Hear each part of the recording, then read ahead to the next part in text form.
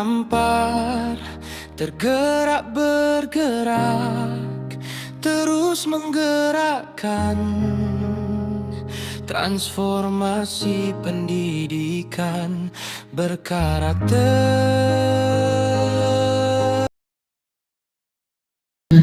Ini untuk siswa ya.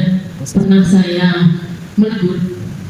Saya kan kalau hari Senin, nggak hari Senin saja Bu, saya nunggu anak di jalan dulu sampai terlambat. Jadi pas hari itu kena hati saya Bu. Ini Bu refleksi ya Bu. Iya. Jadi saya mengeluh dulu sebelum refleksi. Kena hari itu hati saya Bu. Jadi sejak itu saya berjanji pada diri saya nggak akan negur lagi anak ini. Apa? Saya itu negur anak ini dipanggil sama Bu Yona di sini. Waktu itu kebetulan Bu Yona yang piket. Jadi kamu dipanggil Bu Yona, Bu, pergilah sana. Apa katanya? Santailah Bu. Saya di depan Bu. Memang kan hati saya jadinya Bu. Setelah itu saya nggak mau negur anak ini lagi. Nah itu untuk keluhan. Jadi bukan anak itu saja, beberapa dari etikanya kurang. Jadi bagaimana kita mendidiknya lagi? Waktu itu saya tegur lagi di sini.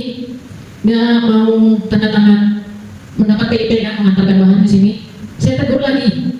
Waktu itu saya anaknya dengan anak yang sama. Apa jawabannya? Malah melawan dia sama saya Bu, hari itu juga, anak itu juga. Jadi sejak hari itu saya tidak akan menegur dia lagi. Apapun yang akan dilakukan terserah. Nah itu udah kena hati saya. Nah itu untuk yang keluhannya Bu ya, untuk siswa. Jadi siswa-siswa di sini ini untuk etika memang agak kurang. Entah mungkin di rumahnya seperti itu, ya. Tapi kita di sini sebenarnya mau mendidik dia, tapi dirinya seperti itu. Jadi ya udahlah, biarkan saja. Gitu. Nah itu. Tapi kalau untuk refleksi, untuk hal positifnya, ada juga beberapa anak ini yang alhamdulillah etikanya bagus Bu. Kami menyambut anak-anak ini di depan guru-guru bersalaman itu tanpa disuruh. Selain itu kan kita pakai barcode. Jadi selain sebelum barcode mereka bersalaman itu alhamdulillah di sini bagus Bu ya. Kemudian kalau di jalan menegur itu alhamdulillah, itu refleksi yang positifnya. Kalau untuk pembelajaran di dalam kelas responnya mungkin ada beberapa kelas itu yang responnya agak kurang. Tapi alhamdulillah untuk pelajaran saya ada beberapa anak itu yang memang dia tertarik gitu. Ya tergantung kita juga ya. Nah kemudian untuk hasil belajar alhamdulillah kemarin untuk mapel saya itu ada beberapa anak yang kurang bagus, itu mungkin di kehadiran. Kalau mereka hadir saja itu alhamdulillah bagus kok. Itu aja refleksi saya. Makasih. Kasih aplaus Bapak Ibu. Menarik sekali pertemuan kita saat ini. Sebenarnya hampir sama mungkin yang disampaikan oleh Bu Menteri tadi. Cuma saya lebih fokus ke Bapak orang tua murid. Karena kita memang dituntut untuk menjadi malaikat di hadapan siswa kita. Apapun yang terjadi, kita adalah malaikat ya. Karena kasus yang sama juga saya alami. Tapi tidak perlu saya jelaskan lagi, kita sudah jelaskan oleh Ibu tadi. Sekarang ini Bu, kita guru bertepuk sebelah tangan. Karena mestinya dalam program pendidikan itu, lingkungan sekolah, lingkungan masyarakat, lingkungan orang tua itu harus jalan.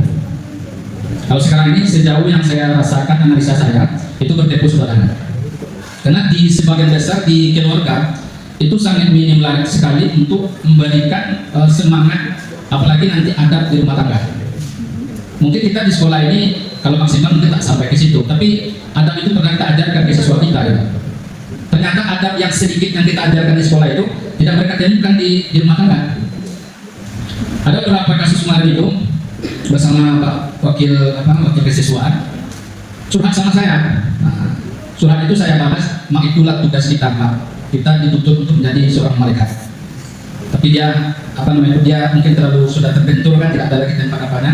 Nah, sampaikan sama saya. Diskusilah, berbagi sedang. Pada rapat sebelumnya kami juga mengusulkan bagaimana nanti di sekolahnya ada tim satgas itu, satuan petugas yang anggotanya terdiri dari orang tua dan murid, kemudian guru juga untuk memonitoring siswa kita yang dari luar. Karena ada beberapa siswa kita dengan berbagai alasan itu datang sekolah itu seenaknya saja ya. Nah, kamu dari sekolah, bahkan waktu ujian kemarin saya 2 kali ke 3 kali. Dan datang terlambat, ditanya ujian yang akan diujikan tahu dia. Apakah ini juga guru disalahkan? Nah, sekarang memang saya ingin mendukung guru-guru gitu, tak mau disalahkan lagi. Cukuplah undang-undang itu di sana aja. Kalau di sini tak bisa lagi diterapkan seperti itu. Guru-guru ini harus kita selamatkan, kita bela ya. Karena apapun yang terjadi di sekolah itu bertanggung jawab di guru gitu. Sementara nanti di luar sana mereka ini membawa virus ke sekolah, sebagai orang tua masyarakat itu tak mau tahu gitu. Mungkin itu saja aku sebagai refleks secara umum yang saya sampaikan. Kita ada tambah dari Bapak Supri, silakan Pak Supri. Itu saja Pak Moderator, terima kasih. Assalamualaikum warahmatullahi wabarakatuh. Yaitu adalah tentang karakter anak. Karena kita lihat karakter anak kita agak berbeda dengan anak-anak yang lain. Karena di sini ada karakter yang mungkin khusus buat kita, terutama lingkungan sekolah kita. Yang mana siswanya itu biasanya mereka sudah kenal duluan ketika di kampung. Yang mana anak-anaknya itu mereka berbaur di kampung, nanti berbaur di sekolah kembali. Yang artinya itu percampuran kebudayaan itu kurang. Sehingga nanti di dalam proses karakter, maka karakter mereka sama. Sehingga menurut saya sebagai seorang guru, itu tantangannya. Karena berbeda dengan sekolah yang mana anaknya yang heterogen ataupun anaknya nanti bercampur kebudayaan. Karena kalau anak yang bercampur kebudayaan, yang pernah saya lihat waktu saya PLP di SMA 12 Pekanbaru dulu, itu kan mayoritas kan anak-anaknya bercampur. Mungkin dari berbagai suku, dari berbagai agama, sehingga mereka saling menyontohkan. Nanti misalnya yang ini baik, mereka perhatikan kawannya, mereka akan berbuat baik.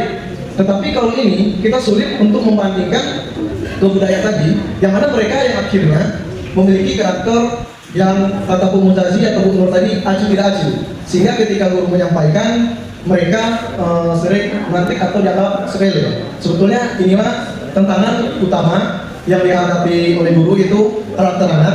Yang kedua, mengenai disiplin yang dikatakan Mu'tazi masalah satgas tadi, apakah itu ilmu satgas, itu memang betul di dalam hal ini itu cenderung kita lihat anak-anak kita belum kita instruksikan, ada juga beberapa orang yang pulang itu akibat mungkin tidak mendukungnya sarana dan prasarana kita juga yang kita miliki, karena kita tidak memiliki pagar, sehingga anak itu tidak terpantau semuanya.